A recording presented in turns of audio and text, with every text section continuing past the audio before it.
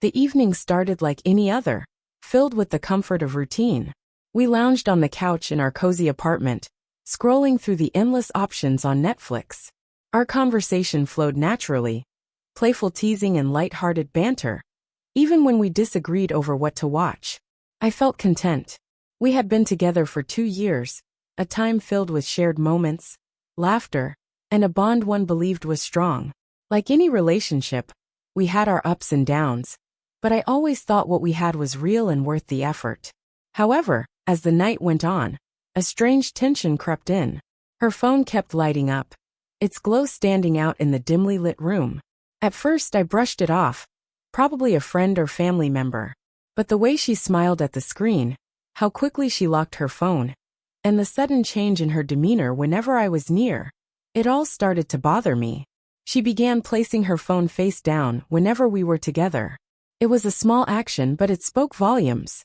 As the flickering light from the TV reflected in her eyes, my unease grew. I had always been confident in our relationship, not the jealous type, but something about that night felt different. The signs were there, and I could no longer ignore them. Summoning my courage, I turned to her, my voice steady yet firm. "Who keeps texting you?" She let out a dramatic sigh, rolling her eyes as if my concern was meaningless. "Why do you care?" she shot back, her tone filled with irritation. I took a deep breath, trying to stay calm. "Because we're together, and I feel like there's something you're not telling me." Her response was swift and unexpected. She leaned back with an air of indifference, as if none of it mattered. She crossed her arms, a smirk curling on her lips, one that sent a chill down my spine. "There are plenty of men who want me," she declared. Time seemed to freeze as her words sank in. A whirlwind of emotions crashed over me, waiting for her to take it back, to laugh it off. But she didn't. Instead, she picked up her phone and resumed scrolling, as if our conversation had been nothing more than a fleeting interruption. In that moment, a profound realization hit me. I had spent so much time trying to be the man she wanted, focusing on making her happy, making her feel loved. But what about me? What about my own worth? I nodded slowly, feeling the weight of her words settle in my chest. "Good to know," I finally replied, my voice void of anger, but heavy with disappointment. She looked up, momentarily caught off guard by my reaction. I grabbed my keys from the table and turned to her one last time. "If there are plenty of men who want you, then you won't miss me." And with that I walked out, my steps steady, carrying a sense of finality. I expected her to chase after me, to call, to text, anything that might show she still cared. But as the minutes turned into hours, and the hours stretched into a restless night, I realized something. I was alone in this. I kept checking my phone, hoping for a message that never came. Maybe she was waiting for me to reach out first, to fall back into my old habit of returning after an argument. But not this time. This time I chose myself. A journey back to myself. Over the next few weeks, I focused on self-improvement. I hit the gym, reconnected with old friends, and immersed myself in activities I had neglected while trying to keep our relationship alive. And slowly I felt a shift. It was freeing. I began rediscovering parts of myself that had been overshadowed by our dynamic. I no longer sought validation from her, or from anyone. I learned to enjoy my own company, to appreciate the moments where I was simply me. Then 2 weeks later, my phone lit up. "Hey," a simple message. I stared at the screen, debating whether to respond. But then I remembered. I remembered her choice, the casual way she had dismissed me. And in that moment I made mine.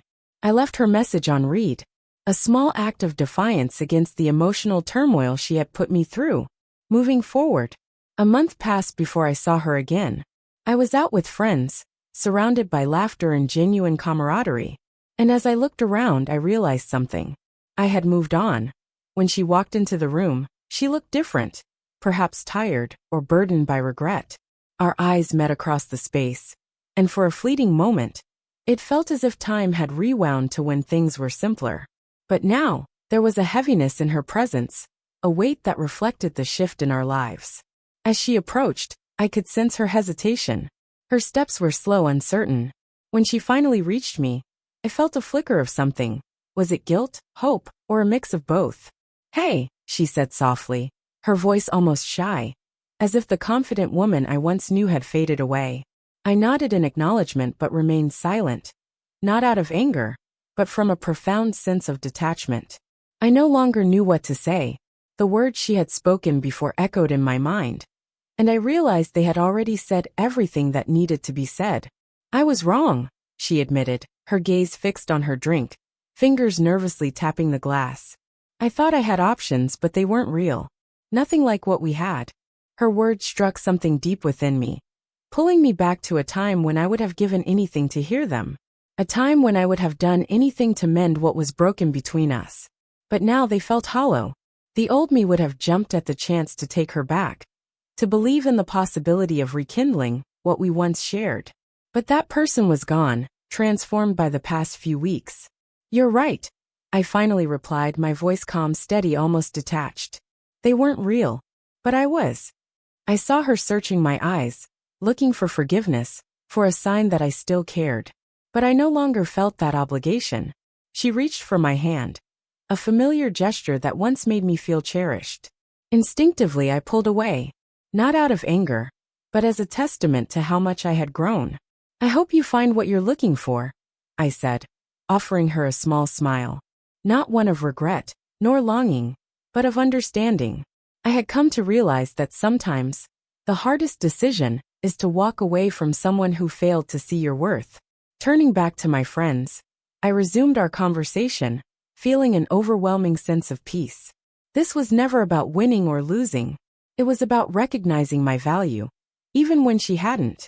As I walked away from her, I understood something profound. I wasn't bitter. I wasn't angry.